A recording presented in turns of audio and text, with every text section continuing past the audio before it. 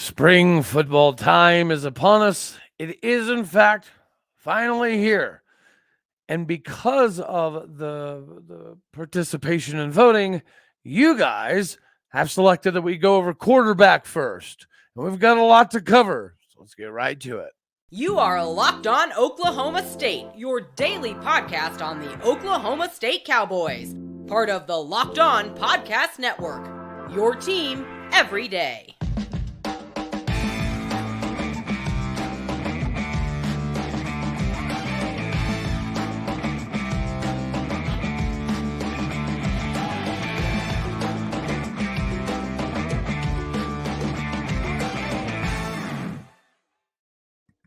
Howdy, y'all, and hello, all. Welcome back to Locked On Oklahoma State, your daily stop for all things cowboy and cowgirl related. My name is Cody Stovall. I want to thank you kindly for stopping by to make this your first listen here on Locked On Oklahoma State. We're available on all of your podcasting platforms as well as YouTube. You can also find me on Twitter at AllDayOState. All right, so spring football season. It's time to turn the corner, primarily because, yes, Oklahoma State basketball did get the big old screwing job by the selection committee and the NCAA in a whole. Make sure you check out that video because it's pretty fun, and it's realistic, right?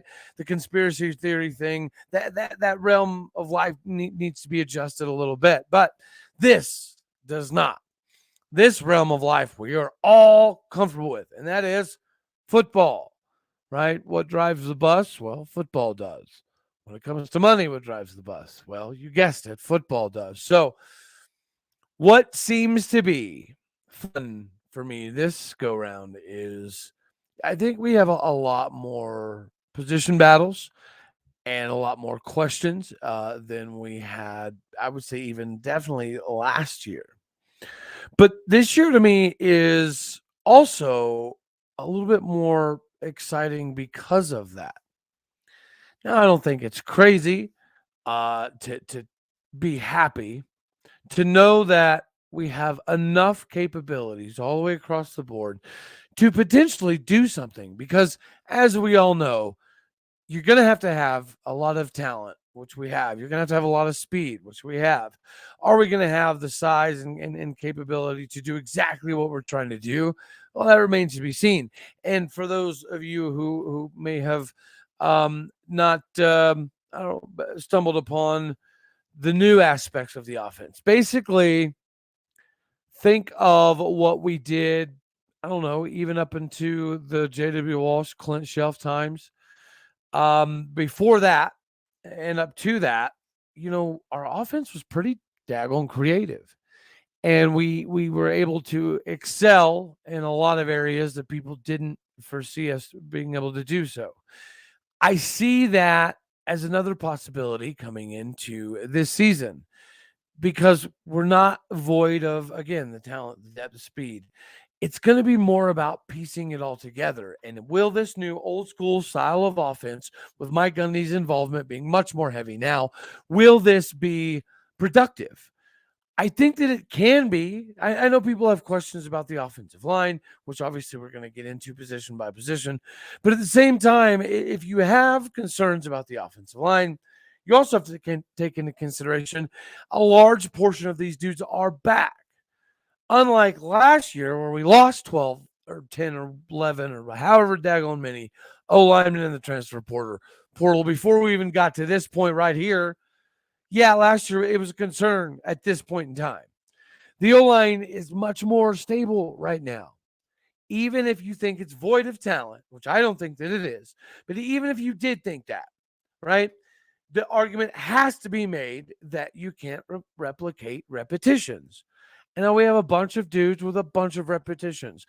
So if it's more simplified and they get to do their job, which they love to do, which is road grader type of mentality, and they get to pass pro occasionally, and they're allowed to be a little bit more aggressive, then sign me up. I think that's a definite possibility. So when you look at the quarterback room, which is the room that I had people comment on as to what position you were most interested in getting knocked out first. But again, We have a lot of position battles, so this is going to be a really intriguing spring, especially with not having a spring game. It's going to take a little bit more to get it. So I think it's going to make this, honestly, more frustrating, but more fun. So let's go ahead and start off right here. And think you'd be remiss if you didn't at least talk about the people that are going to help you, I don't know, get prepared the most. And I think that would be somebody like a Gayvnn Parker, right? Number 18, 6'5", 215 pounds. This gentleman coming from Hooker, Oklahoma, Class A, right? Yeah, it's very small ball. But he has over 8,121 yards put up in his career. He's like 545 of 940. And, you know, at almost 15 yards per clip and almost 220 yards per game and almost 100 touchdowns at like 96 touchdowns, right? This guy was productive. Is Hooker, Oklahoma, the epitome of the best place to get prepared for D1 college football? Obviously, probably not. But when you look at somebody, I know there's not a massive comparison because of the ranking system, but somebody like a Will Howard from K-State, people tend to forget that before Will Howard became what we know as Will Howard now at K-State, everybody wanted to run that dude out of town, right? Faster than the big guy who sat down too fast. They were ready to get him out of Dodge, or not necessarily out of Dodge, but Manhattan, and send him to Dodge. And then that reference, by the way, people needed to get out of Dodge City, Kansas, if they were in some trouble by the law, because that was at one point in time known as one of the furthest reaches of going towards the western frontier. That's where that saying comes: "Get out of Dodge City, get out of Dodge City, Kansas." Anyways, I'm sorry, you had to get out of Manhattan, go to Dodge City, Kansas. Yada yada yada. All right. So when you have somebody that size, you can't teach that. Well, we've had this discussion before. Just like we'll get into the offensive line, but you can't teach 300-pound dudes on the offensive line. You can't teach this kind of size either.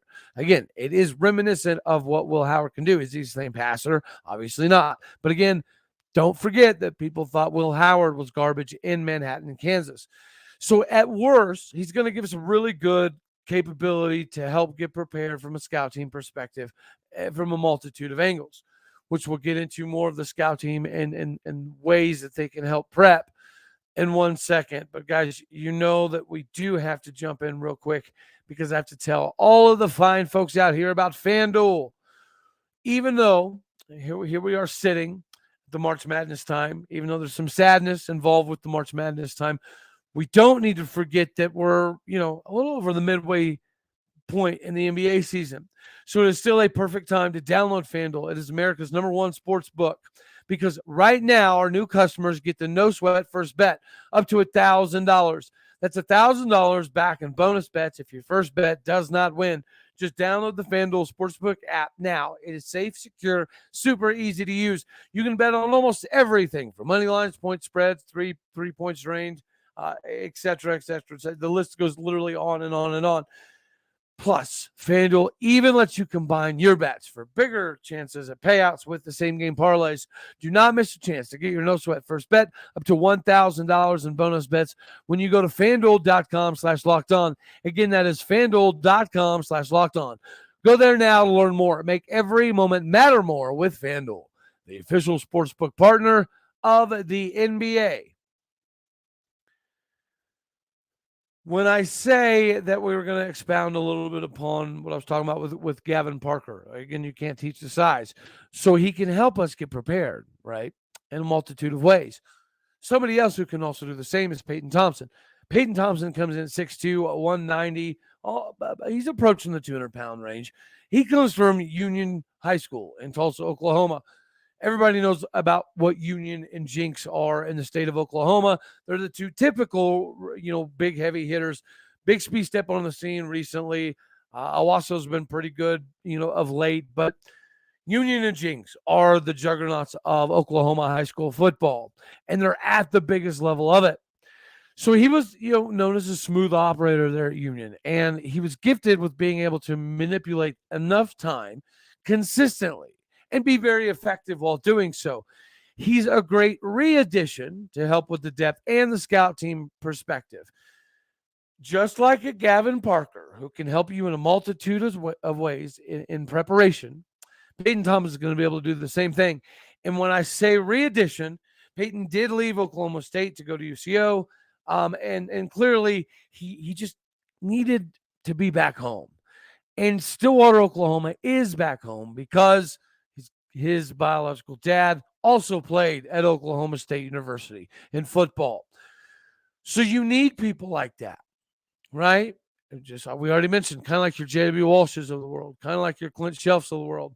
You got to have those people in place because it not only helps with the culture side of things, which clearly can help with recruiting and building the foundation and setting the right example, so on and so forth.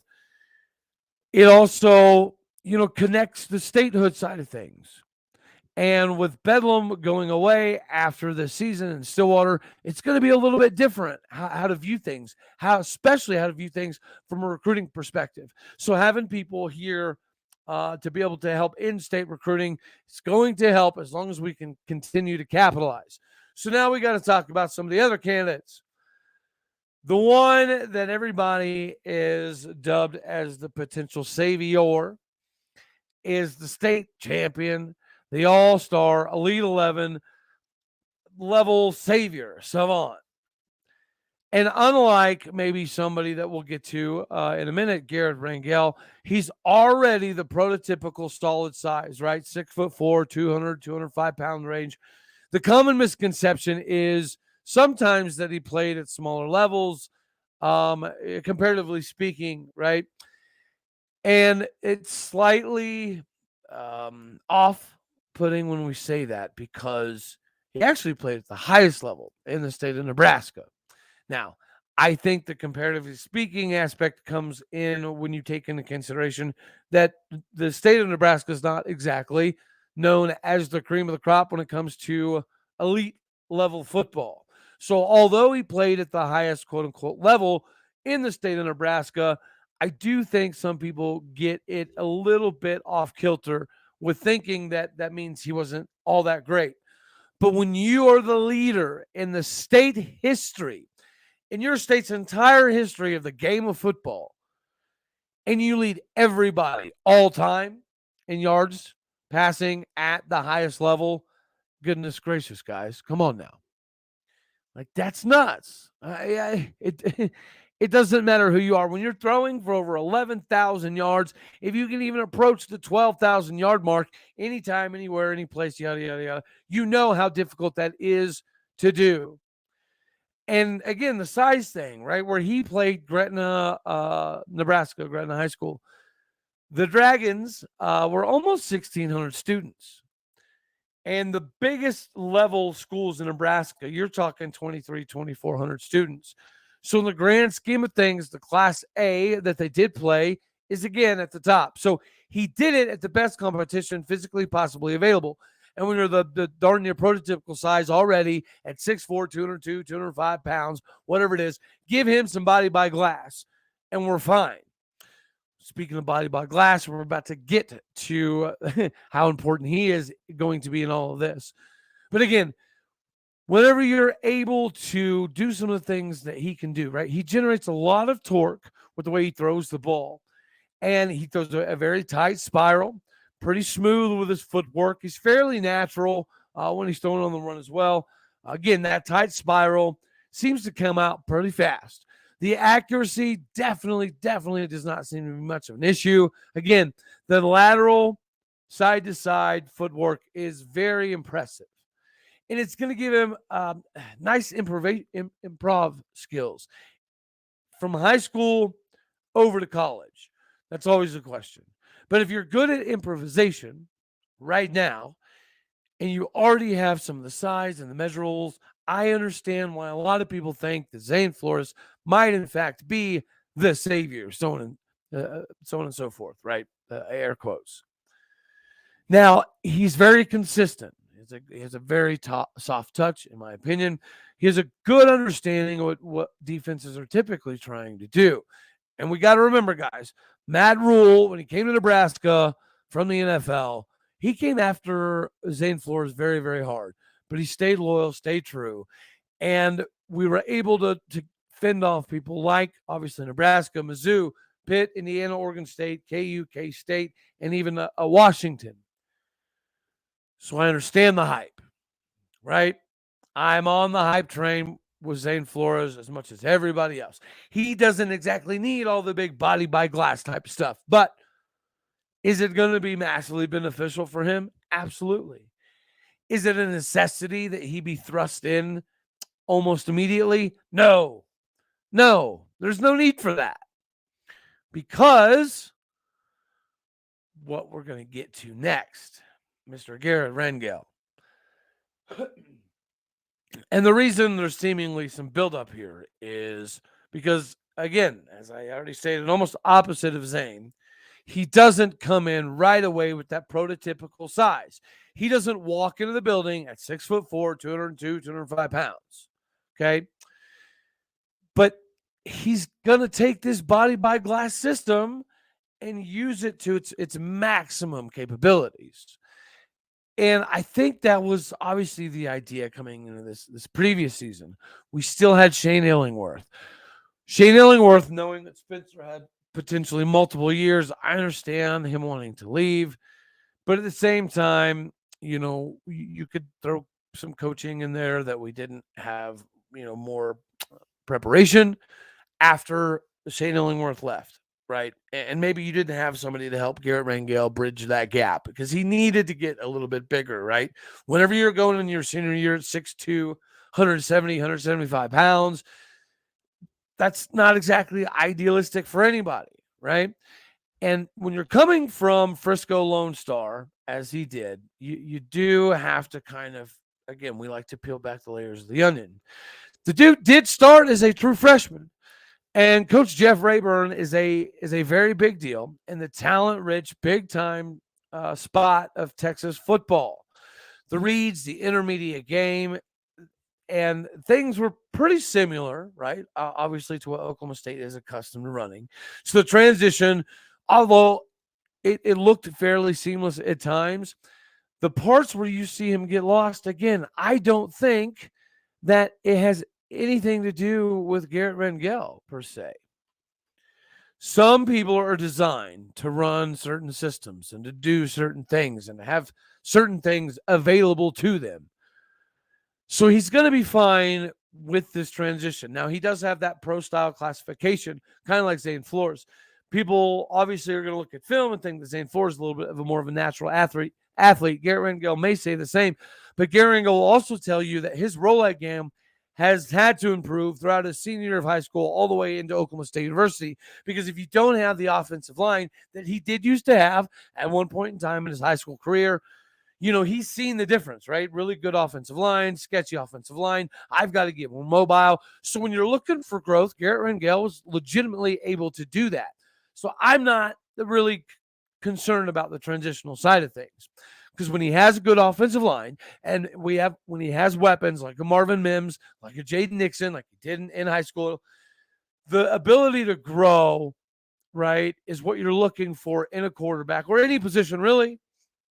So if you label him as a pocket passer and he doesn't have the ability to get outside and extend plays and be a little bit more creative, then he kind of fits in this little molded box, right? And if that's what some people thought, he himself has been able to work on that.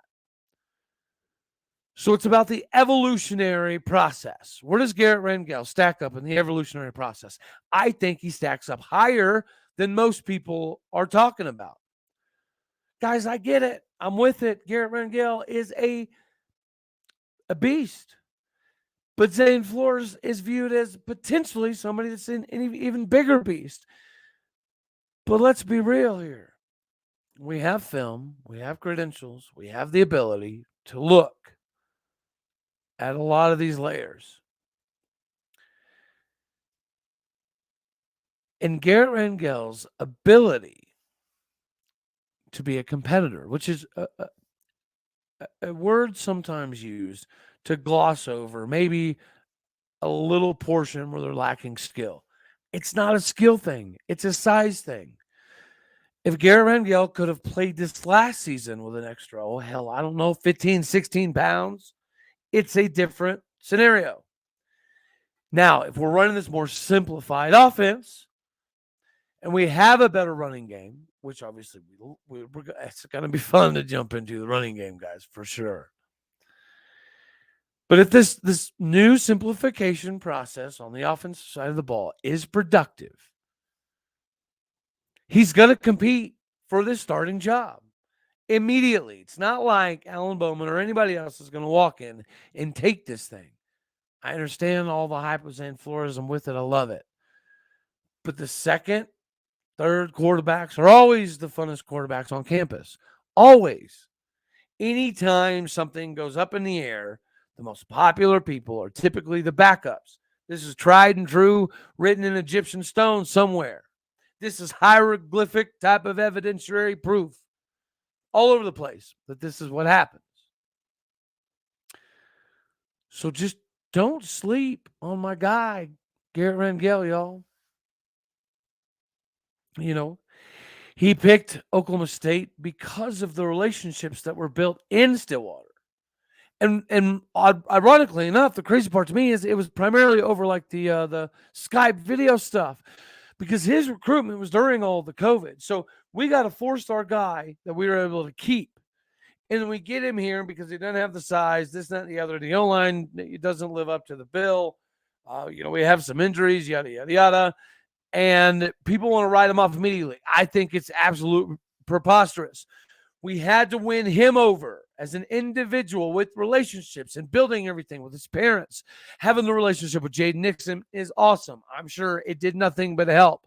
But we had to recruit the family too. We had to recruit Mama Bear, Christy Rangel. And obviously, Dad was massively beneficial in the way the business was conducted, because getting him away from places like Utah and Virginia Tech and Houston and Northwestern and Vanderbilt, getting him away from places like that, right? And I know Vandy and Northwestern aren't exactly the Taj Mahal of bee's knees, but that takes work. It takes effort.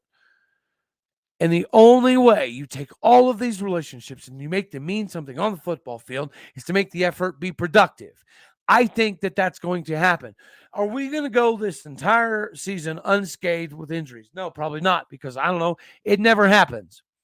So one of these dudes, no matter what happens, is going to get multiple opportunities. Now, when I say that, I'm saying that we always knew that the dude needed to put on some weight, but go get lost in some of the film, because that rabbit hole is pretty fun.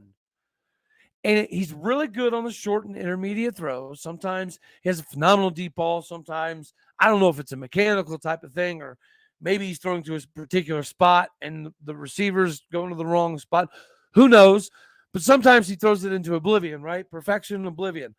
We get it. I get it. Mechanically, sometimes it's great, and then sometimes it's a little bit wild. So the inconsistency is clearly a remaining obstacle, the only remaining obstacle, in my personal opinion. And I don't think the question should be if he'll get it. I think the question should be when he'll get it. He will figure this thing out. Hopefully it's quicker rather than later. So if you guys notice here, right, we went from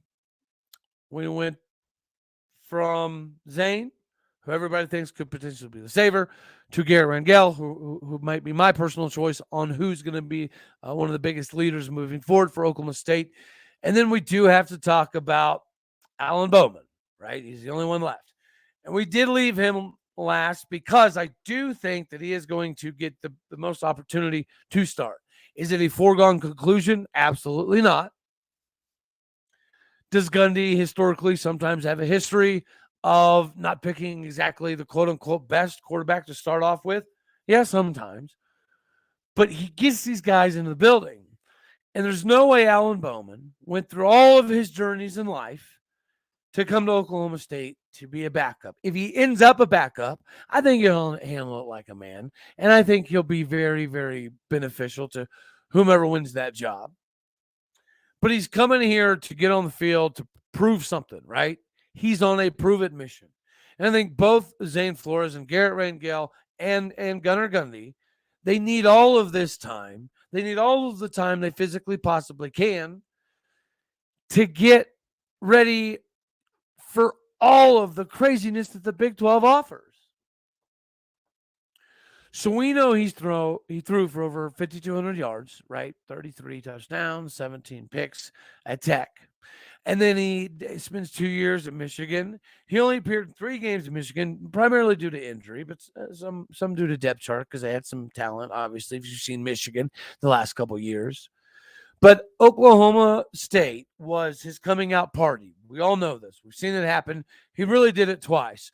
The big one was the 41-17 upset in Boone Pickens in Stillwater when he went crazy for like 397 yards, 602 yards total. And the Grapevine, Texas native, really made us look pretty crazy.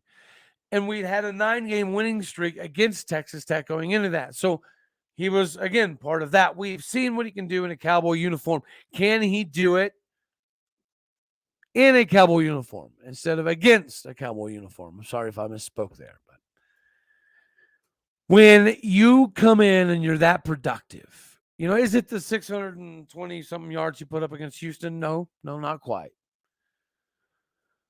But what he's been able to do is impressive. So he's going to come in, right, with the frame that we've talked about, the quintessential what you're looking back in a quarterback, kind of like Zane Flores at 6'3", 210, potentially getting up to that 212, 215-pound mark. When we get him there, and he's already at 69.4% completion percentage in college football, we haven't had somebody with a number like that since 67.1%, and that was none other than 72.4%, none other than Brandon Weeden in 2011. So even though he's a 3-star prospect, again out of Grapevine, again with that classification, the designation of a quote-unquote pocket passer, I don't exactly get that, but he's a top 100 recruit in the state of Texas. Again, coming out of high school. He's another one, kind of like Zane Flores, who threw for over 11,000 yards. Anytime you're approaching the 12,000-yard mark, you have skills. As a senior alone, he threw for like 3,600 yards in high school, almost 40 touchdowns, a top 30 quarterback. And Coach Kingsbury, Texas Tech, did hail him as one of the next big things potentially after what he did in limited time. And ironically enough, it's going to be kind of fun because the Bowman family's seen the Bedlam rivalry from different sides because both of his sisters played soccer for OU. And speaking of OU, we fended off really good competition for him. Your Texas Tech, your Cincinnati's, your Dartmouth, your Columbia's, your Liberty's. The reason I throw them in is clearly the cerebral side of things is there as well. But we also had to fend off the San Diego State's, Houston's, and Ole Misses of the world. So the talent's there, right? And then we got to save the best for last, right? Everybody's fave, Mr. Gunnar Gundy. Now, the reason I don't think it's a necessity to go super deep into that, everybody knows my opinion there. I think Gunnar Gundy is a little underrated because he's got the walk-on. Again, we're going to talk about designations, classifications. He's got the walk-on label. Therefore, people want to say that he's not worth all his weight in gold. People tend to forget that whatever you want to say about Gary Patterson when he was at TCU, how he left to Texas, leaving, the whole 9 yards, no matter what you want to say, he was somebody who was very heavily after Gunnar Gundy as somebody he would have given a full ride on the spot. He spoke highly of Gunnar Gundy. So did several other places. There is stories out there of people kind of just dropping off when they found out that most likely he was coming to Oklahoma State. Was it a foregone conclusion? No, it wasn't. That's why they did a little bit of digging, right? They did some of the recruiting stuff. He had several opportunities. Northwestern was even an opportunity there. So he could have done some things. right? So he's better than people give him credit for. I know the handshake in K-State was a bad look, and he got his first start against arguably, well, probably not arguably, I'll say it, the best defense in the Big 12 last year in Iowa State. The most difficult or to prepare for, at least. That iteration of 3-3-5, which we might see a little bit now with Brian Nardo. It's going to be fun to see how it all shakes out. But Gunnar Gundy is better than people give him credit for. I just want to make sure that we put that out. Right? Himself, I mean, heck, he threw for almost 8,000 yards in high school. He's got skills. Stillwater High School is not, chopped liver by any stretch. But anywho, guys. So that's the video we got for this one on QBs. Let me know kind of what you want to hear next. I'm excited about a lot of these position battles. So whatever you guys want to jump into next, feel free to get in the comments right now. Do the like, do the share, do the subscribe, do the comment, share stuff, right? Let me know what position. I have a good idea where I'm going to go next, but obviously your input is what guides the show. So make sure you tell me, because I'm excited about almost all of them. So as always, I love you all. Until next time, God bless, go Pokes, and thank you for making this your first listen yet again here on Locked On Oklahoma State. All righty, y'all. Later.